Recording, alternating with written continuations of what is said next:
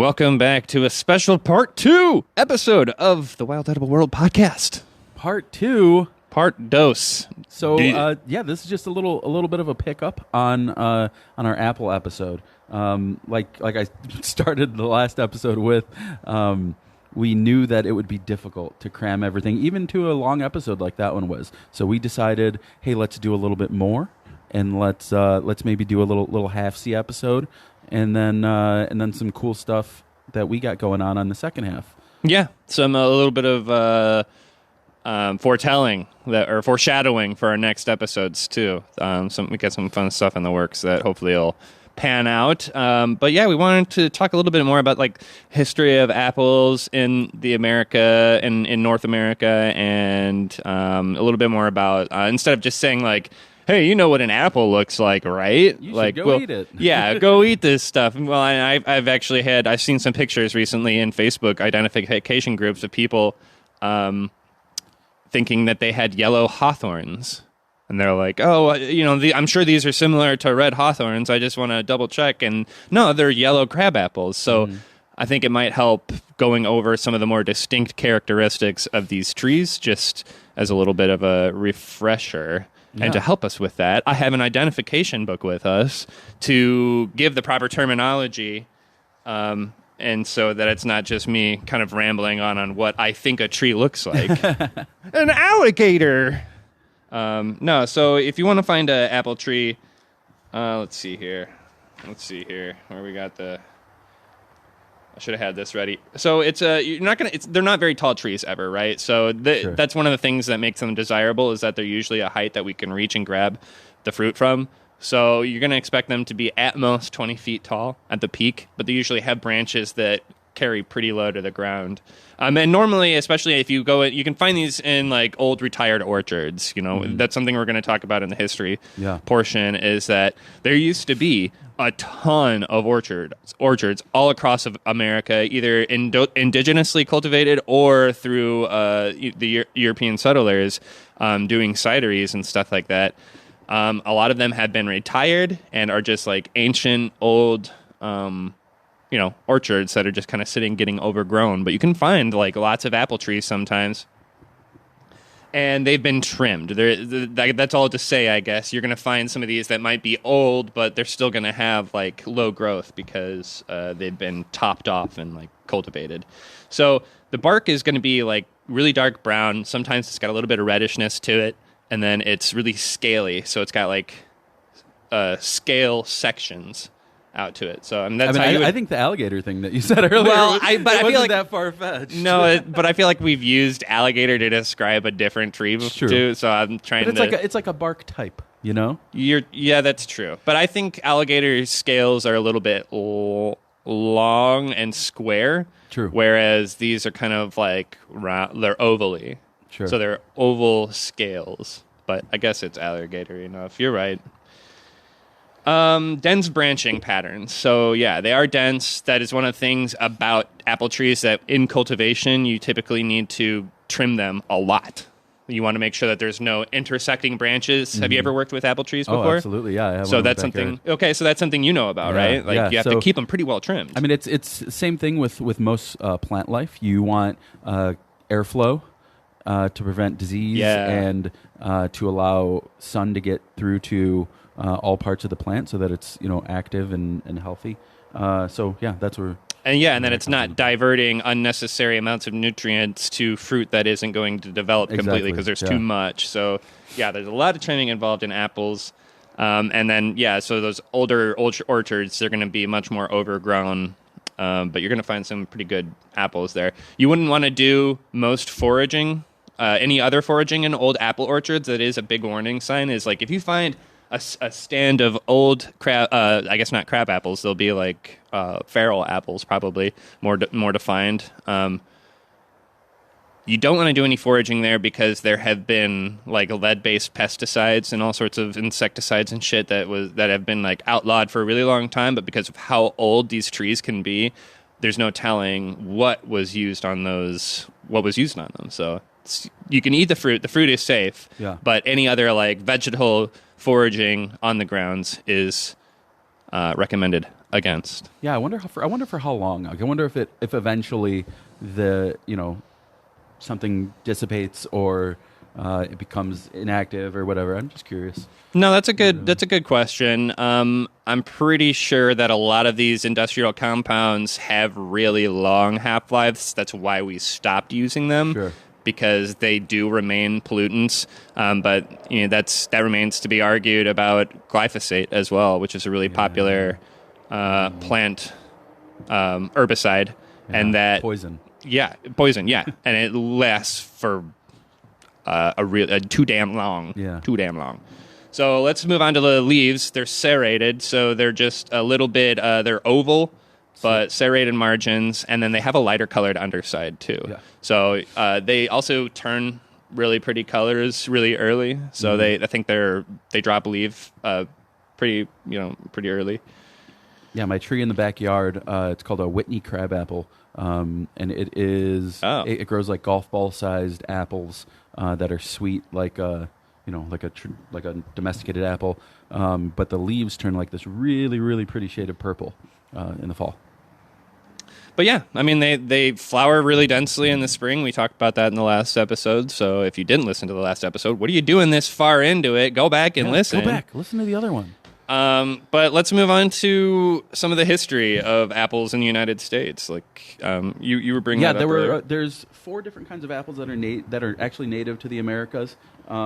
But most of them are, small crab apples. You can almost separate them by region. So like Pacific Northwest, Southern, Northern, and then like Eastern. Those are mostly just crab apples. I don't know.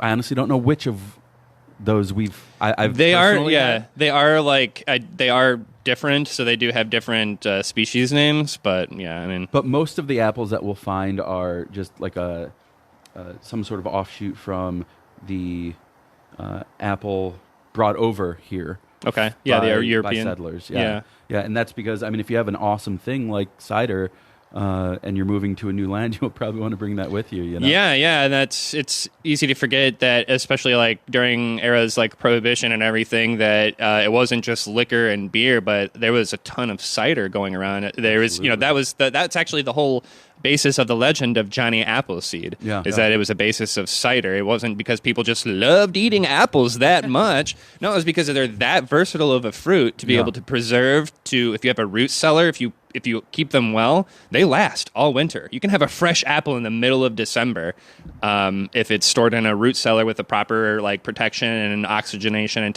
temperature and everything. And they can also make a really delicious drink. Yeah, definitely. Apple cider vinegar. I have about a gallon I'm making at home right now. So just apple cider vinegar. Yeah. What are you going to do with all that apple cider vinegar? Just use it all the time. I drink it. It's really delicious. I add it to seltzers to like really, it just like blows the flavor up in that water. It's like crazy. The Martinelli's apple juice? Yeah. That comes in the from like Boy Meets World. Or Master of None. Yeah. They sell like a giant version, like a gallon version. Yeah. And I have one of those that I'll pour like apple cider vinegar and then dilute it with water, and that's like a good cleansing. Oh sure. Yeah. So it's like a portion apple juice or the Martinelli's. No, I just do straight vinegar and water. I just use that container because it's cute. Oh. That's adorable. They're like little kegs, right? Or little they're like little weird, almost like a little apple. Like they have the little. Oh, that's right. Yeah, they're like little glass apples. That's true. That's cute. And then just to go a little bit further on that Johnny Appleseed, who, if you didn't know, he was a real guy. Yeah. His name is John Chapman. Born in the late 1700s. He was kind of the movement of this whole feral apple. He wasn't comfortable with the idea of just going around, finding just 3 different kinds of apples, 4 different kinds, however many, like a small amount. He was a big advocate for variety, and an apple's such a unique thing. If you cut an apple in half, like sideways, and you see like the star pattern, there's like 6 seeds. Each one of those seeds will breed a different variety of apple, maybe like the original apple or similar, but it's also possible that it's totally different. Yeah. Totally different color, speckling, apples are just absolutely fascinating. But so he was an advocate of that, and it just so happened when you at that time, what's that movie with? There's a movie with like Tom Cruise where they're like going out west and they're going to claim land and plant the flag. My gosh, where he's Irish, right? Yeah. Irish, oh my God. Whatever that movie is, that's a real thing also. So one of the qualifications for making like the land yours or whatever was planting a number of different fruit trees on the property. So Johnny Appleseed would go around and plant fruit trees, apples in particular, would plant just these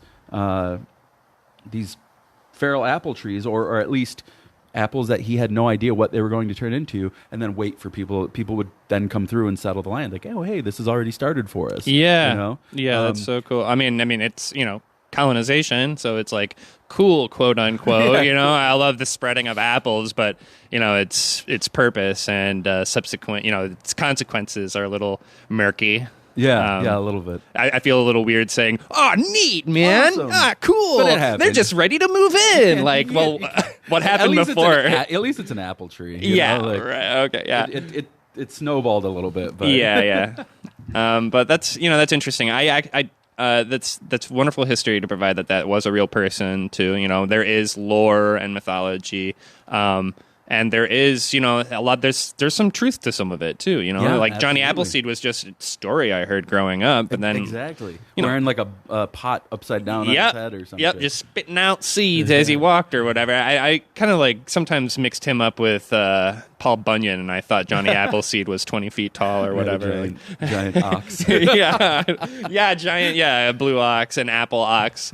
But that movie, by the way, that Tom Cruise movie is Far and Away. Far and Away, I love that movie. It's pretty good. Yeah. That scene where they break into that mansion and like because they're freezing to death outside sticks with me. Oh yeah, for some absolutely. reason. I don't know, but yeah, good stuff. Okay, so I just want to make sure that we talk a little bit about how to make sure that you have because crab apples can be really small, and we want to make sure that whenever you're identifying a crab apple, that the stem is inserted into the fruit, that it's like dimpling into the fruit, and that it's not and it can attach to the surface as well, but it doesn't have like a I can't remember the scientific name, but I'm going to call them a crane, the crane claw.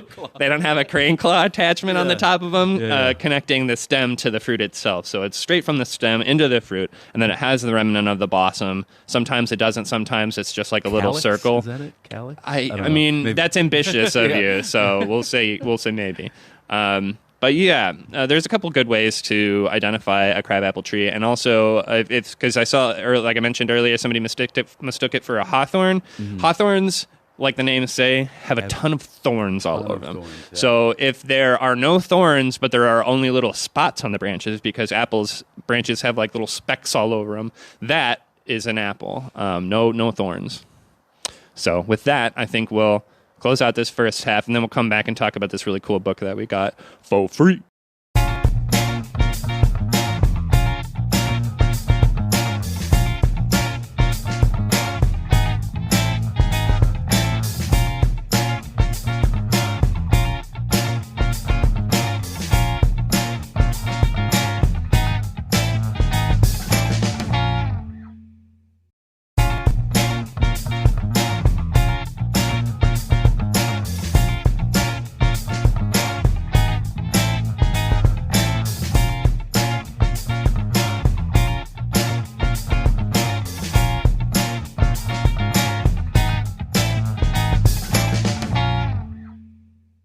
Welcome back to the second half of the Wild Edible World podcast. I'm one of your hosts, Michael. And I'm Steve. You didn't have to listen to an ad because as of this recording, Anchor ended their sponsorship with us because it was a limited thing. So thanks for just listening to some really good tunes by our good pal Brett Westcott. We're happy you guys are listening to us. We don't need to make money off of this. It's just a good time. This is fun. So we wanted to start off by adding one last little thing. I mentioned prohibition last time, but we were talking about how before we were recording that there are no, but there aren't many large old apple trees or like old orchards Yeah. because of Prohibition and how popular cider was. You know, there wasn't just people making bathtub beer or whatever. There were entire orchards that were decimated because that's what people used apples for them primarily. Just making a bunch of cider. Yeah, So, the areas that you'll find like old orchards or like abandoned orchards are the exactly where you would expect, like the south, you know, like the east, south, like those dense forests, maybe on hills that they weren't trying to climb up just to cut down some apple trees. So yeah. I think I listened to an episode of Wild Fed, and they were in the Red Killed Mountains. I think that's New York. New York area, and that area is like famous for having a lot of feral apples that have just been kind of going. Yeah. Time forgot about them, but they're still pumping out fruit. Yeah, it's a beautiful thing. Yeah. And they've just had like years to just kind of like change and adapt to the weather and like become feral. I don't know. I love that like tartness and the tannins that are in kind of more, you know, untamed fruit. Yeah, me too. I think the variety is my favorite part. Absolutely, 1,000%. Not knowing what the hell you're about to bite into, and I think even if something doesn't taste awesome, I still appreciate it. No, I have a good time, for sure. Yeah.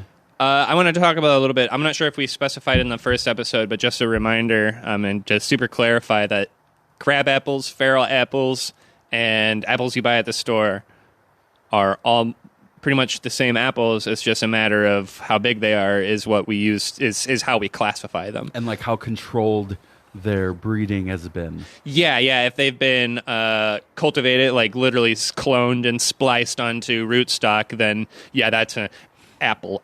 But a feral apple is something that is like just kind of a bred, like a largely bred apple, right? That's going to be but smaller than the size of your fist. And crab apples are anywhere from like those tiny little pinky-sized or pinky knuckle-sized drupes, which can get up to maybe like 2 inches in diameter, maybe. Yeah. And then I think after that, it's like, okay, feral apple territory. Yeah. And then once you get to where you're holding it like a baseball, you're domesticated. Then it's domesticated. Doc.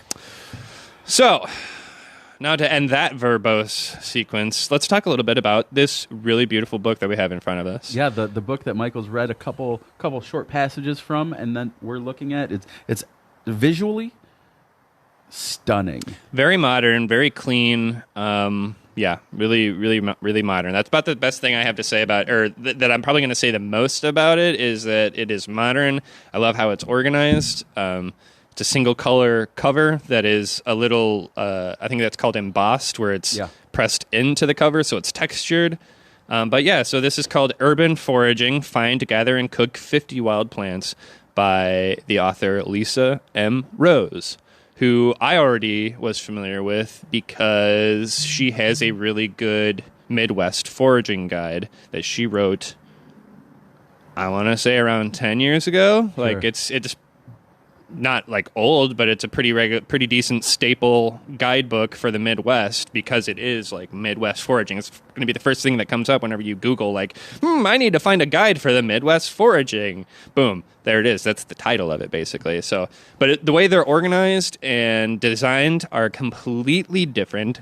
I think it's shown a lot of growth. I think she's gone with I think she's with a different publisher, but obviously she's worked with a designer and a photographer. And it really, really shows. Yeah, just judging a book by its cover, it is absolutely gorgeous. And then when you open it, it is just, man, it just continues. It gets better and better. I think these are blackberry leaves, blackberry or black raspberry. I can't tell I think it's black raspberry. But it's, beautiful little pattern on the front cover. Just really well done. Full color photos. It begins with a really interesting, basically kind of like beginner's guide. Urban Foraging Basics. So since that is the title, that is the emphasis she takes on it, is urban foraging. And then, just kind of your typical tools you would want, what things you can do in which season, which only takes up about 10 pages. And then after that, you have the bulk of the book, which is, 99% of it. Common urban plants, A to Z. And we thought this book was kind of cool. It was kind of timely that we got it in our hands, like right when we did, because the first chapter, the very first ingredient they go, letter A, is apple. So they have a really good, just to give you an idea on how the book is organized, the first page is a giant full color, well put together. It gives the ingredients room to breathe, so it's not like too cluttered, but it's got a branch, a few ingredients, the apple itself in half, so you can see a cross section, and then a few whole apples as well. No crab apples, but it's pretty ubiquitous, right? Like apples is apples.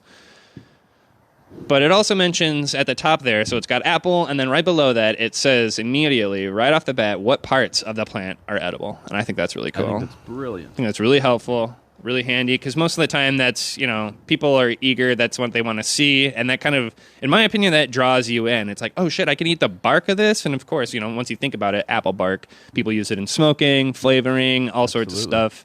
It's great in barbecue. But yeah, every single ingredient was organized at like that, page by page. There's about 4 pages dedicated to each ingredient, 1 full color photo, a few pages on how to use it, what it looks like, things to consider, how to identify, and then a 4th page with a recipe on it. Yeah. Really, really just tight book. Then at the end, you have your standard index, which is always good. I use the hell out of all of my indexes whenever I do my research. And some of that stuff can be hit and miss for some people's indexes, and I think hers is pretty good because it's going to be listing both the common names and the scientific names throughout the index, and a lot of indexes only have one or the other, so I end up like searching 2 places, but I really like a thorough index. And it's got some good metric conversion tables on the back, too, if you're an overseas person. Last page is yarrow with a nice, beautiful picture of yarrow on the end. And these are really nice photos, too. It's like really good detail. For sure. So, highly recommend checking this out. We're going to have Lisa on the show, hopefully. And we're going to interview her this Friday, so I'm not sure if that's going to be this week's like next episode or the episode after that, but we'll probably have a little bit of a wonky schedule and get these out to you pretty quick because there's just been a little, Steve's been feeling a little unwell. I got the bug. Yeah. I got the one that's been going around, not the COVID, but the flu. Yeah. And but I'm better. Yeah, we're doing all right now. So yeah. He's back in fighting condition. So we're gonna cut me, Mick. Yeah, we're gonna try and hang out and bust out a couple more episodes and get some like good content out to you about. And since it's winter, there's not so many active plants to be out and foraging. Although there are a few things we can still talk about. Like I was eating some mustard leaves because of the unseasonal warmth that we've had for the last week. There's a lot of fresh green growth that is still out. But we'll talk about fermenting and preservation, other methods of keeping your wild foods and using them throughout the off seasons, and just other random fun stuff. Try and keep it interesting. Yeah, I think fermenting might have to be soon. Yeah, I did a cycle of antibiotics for this. Oh, good. Yeah, right. Sickness. So yeah. I basically A-bombed my gut microflora. So yep. Been there, done that. Gonna want to rebuild from a good spot. So yeah, man, I got some kimchi if you want. Oh, I do. Yeah, it's a good been aging in my fridge. Nice. Because remember I told you I bought those 2 heads of Napa cabbage for like $2, and then I made it was like 2 gallons of kimchi, which is a lot for one person. So yeah, it's a lot. Anyway. We don't need to talk about this on the pod. It's true. We can do this hopefully later. You guys just like listening to us talk. But we're going to bring this to a close. We spoke about it. We plugged the book a bit. Really beautiful. You should check it out. We'll put it in the show notes in the description, the title and the author. And we really look forward to talking to her in a week. Asking her what her favorite stuff is about the book, getting to know her a little bit. She was also on the Wild Fed podcast, so if you guys want a little preview of what she's like, check that out too. It's been a blast. Yep, been a blast. Blast and a half. See you guys next time. See ya.